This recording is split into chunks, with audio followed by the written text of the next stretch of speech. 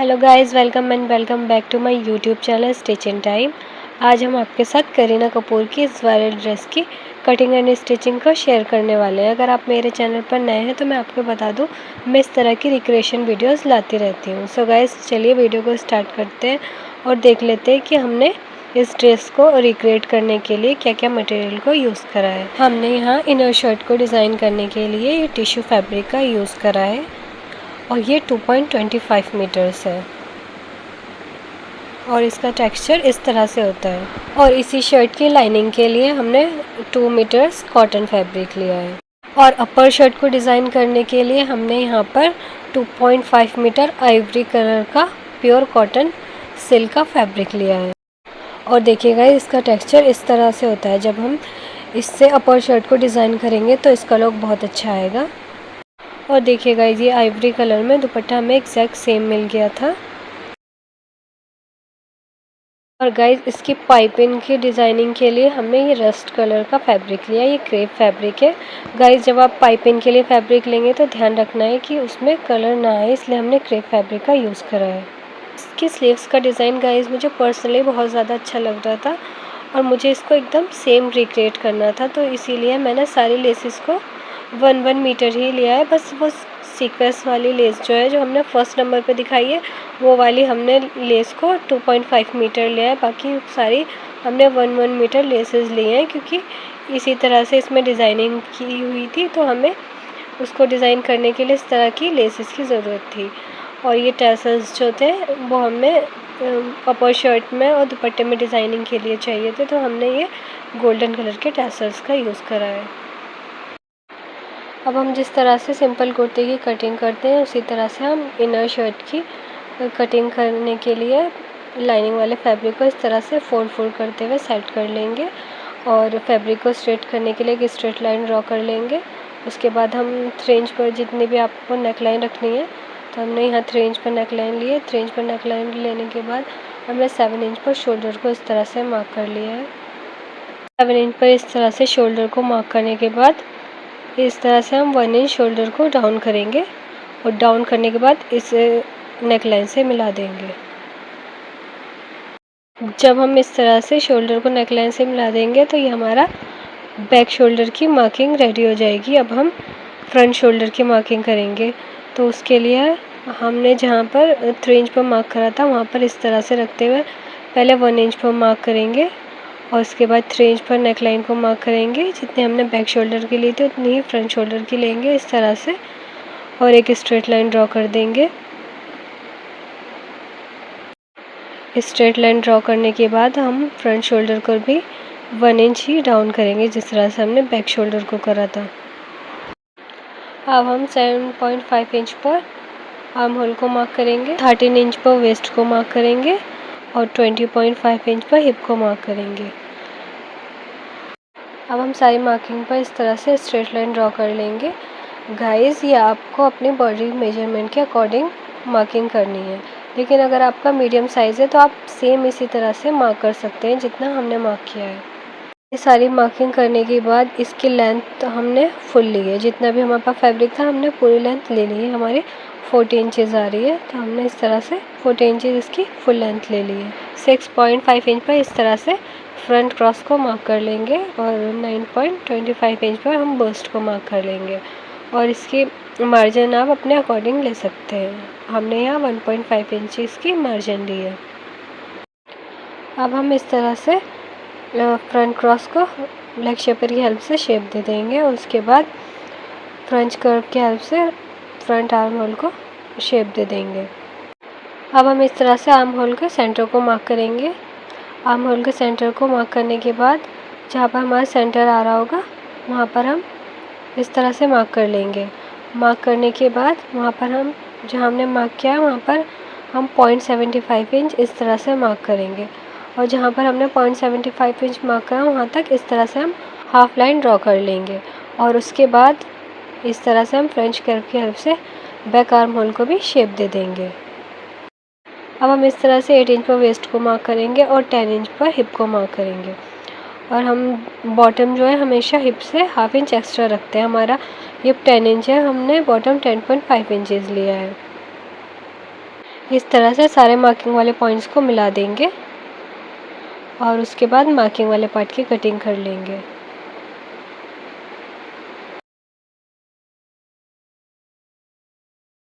इस तरह से इनर शर्ट वाले फैब्रिक को फोल्ड करते हुए सेट कर लेंगे। जितना हमारा बॉटम आ रहा है उसमें मार्जिन प्रेस करने के बाद और उस पर ये जो हमने लाइनिंग वाले फैब्रिक की कटिंग करी थी उसको इस तरह से सेट करते हुए इनर शर्ट वाले फैब्रिक की भी कटिंग कर लेंगे।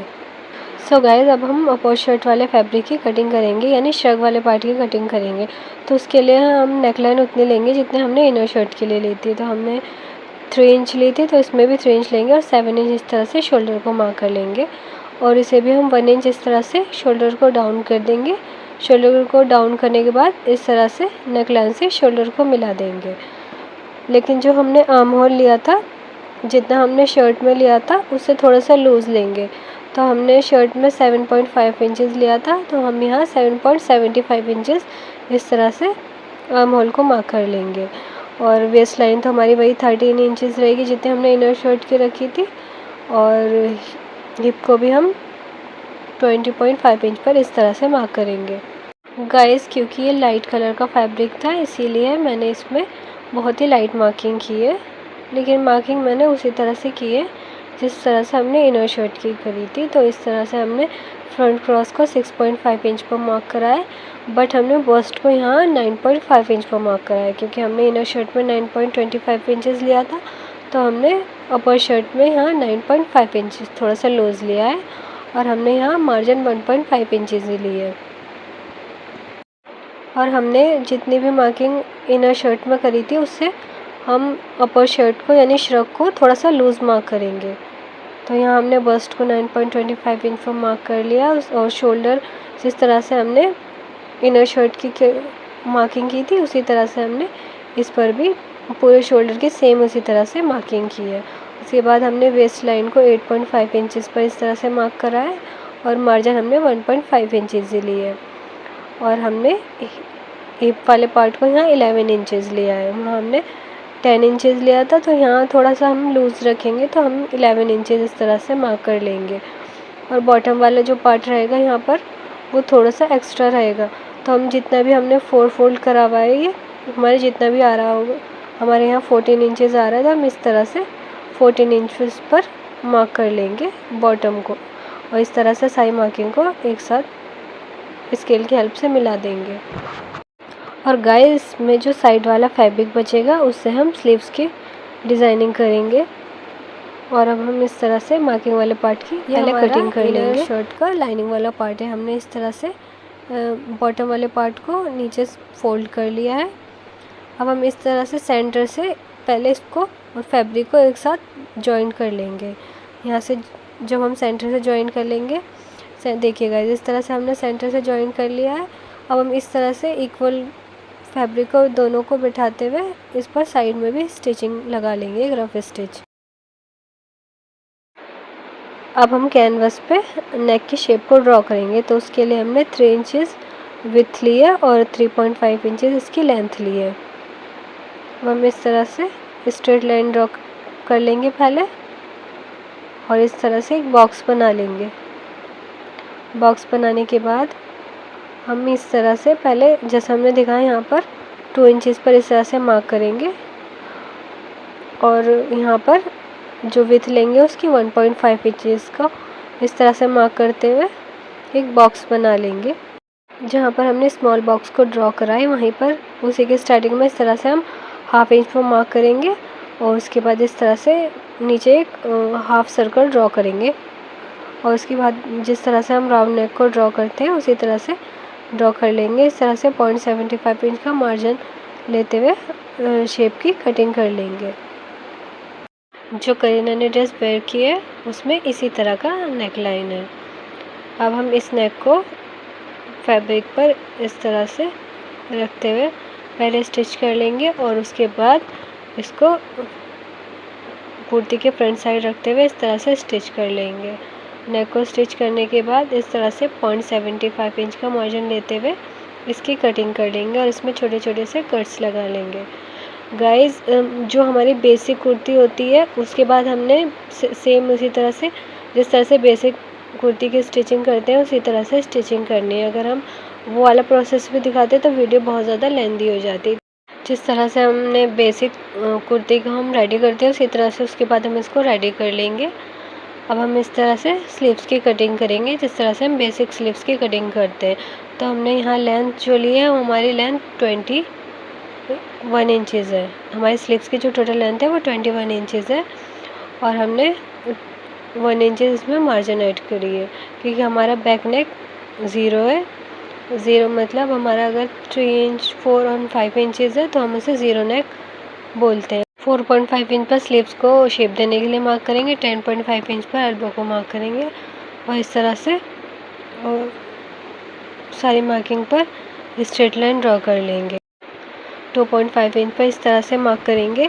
उसके बाद हमारा जितना भी आर्म होल होगा उसके अकॉर्डिंग मार्क करेंगे। तो हम यहाँ 8.5 इंचज़ पर इस तरह से मार्क करेंगे और इसमें 1.5 इंचज़ मार्जिन ऐड कर देंगे और उसके बाद इस तरह से 0.75 इंच पर मार्क करेंगे। ये हमारे स्लीव्स का फ्रंट पार्ट हो जाएगा, जो फ्रंट पार्ट स्लीव्स की शेप देते हैं ना उसके लिए।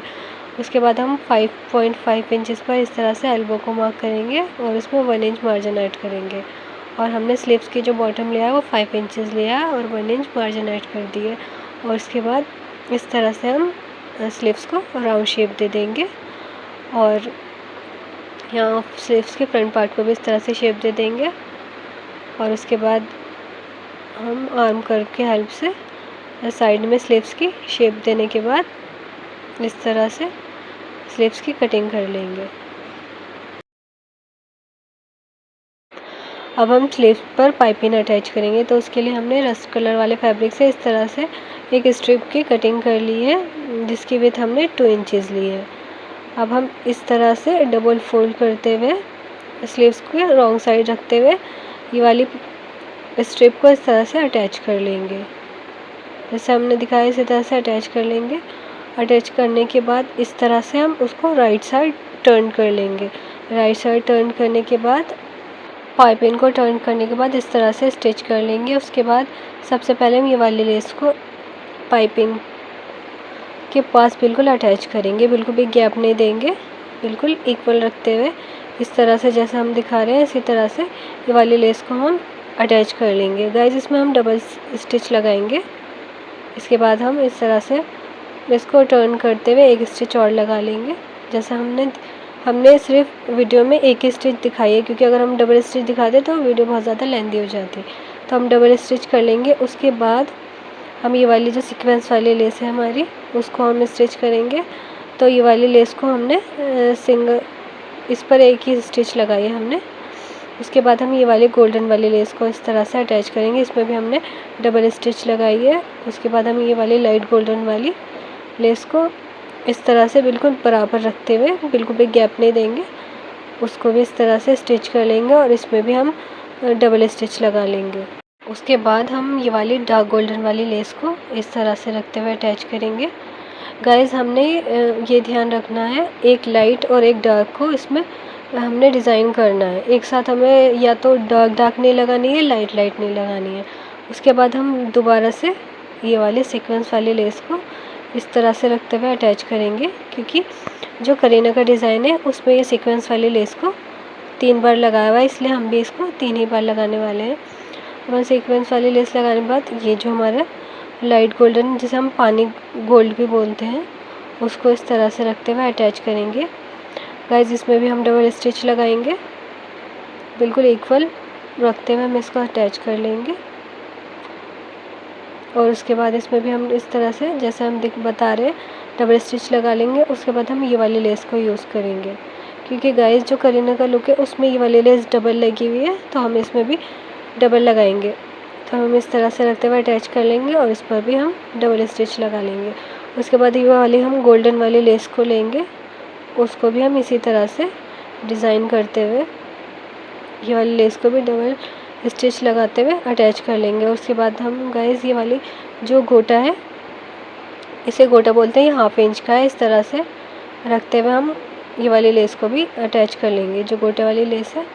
और उसके बाद हम ये हमारे 3 टाइम्स लगनी थी, तो इस तरह से हम सीक्वेंस वाली लेस को भी रखते हुए अटैच कर लेंगे। और लास्ट में हम ये जो हमारी 1/2 इंच की एक गोल्डन कलर की लेस है उसको भी अटैच कर लेंगे। और उसके बाद देखिए गाइस, हमारे जो स्लीव्स का लुक है वो बिल्कुल करीना जैसा आया है। स्लीव्स को डिज़ाइन करने के बाद, उसको रेडी करने के बाद उसे हम इनर शर्ट में अटैच कर लेंगे। और उसके बाद हम श्रग का जो पार्ट है उसकी नेक लाइन को मार्क करेंगे। तो उसकी लेंथ हमने 13 इंचेस ली है। अब हम इस तरह से 7 इंच पर मार्क कर लेंगे। और जो हमें नेक की विड्थ लेंगे वो 2.5 इंचेस लेंगे इस तरह से। अब हम जहाँ हमने 7 इंच पर मार्क करा था उस पर पहले इस तरह से एक लाइन ड्रॉ कर लेंगे। और जहाँ हमने 13 इंच पर मार्क करा था वहाँ पर भी इस तरह से एक स्ट्रेट लाइन ड्रॉ कर लेंगे। उसके बाद हम 4 इंच पर इस तरह से मार्क करेंगे और ये वाले पार्ट को इस तरह से ड्रॉ कर लेंगे, क्योंकि हमारा शेप इस तरह से आया हुआ है थोड़ा सा, तो हम इसी तरह से नेक की शेप को ड्रॉ कर लेंगे। उसके बाद हम 1/2 इंच का मार्जिन लेंगे और इसके बाद इसकी कटिंग कर लेंगे। अब हम शंख वाले पार्ट में इस तरह से आर्म होल की कटिंग कर लेंगे। उसके बाद इस तरह से इसके सेंटर की कटिंग कर लेंगे। दोनों पार्ट को अलग अलग कर लेंगे।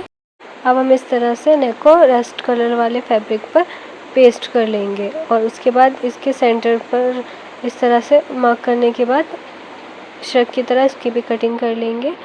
और नेक को इस तरह से बैक साइड रखते हुए पिन से सिक्योर कर लेंगे। और उसके बाद इस तरह से हम कैनवस को फॉलो करते हुए, जो हमें कैनवस की शेप है उसी को फॉलो करते हुए इस तरह से हम नेक को स्टिच कर लेंगे।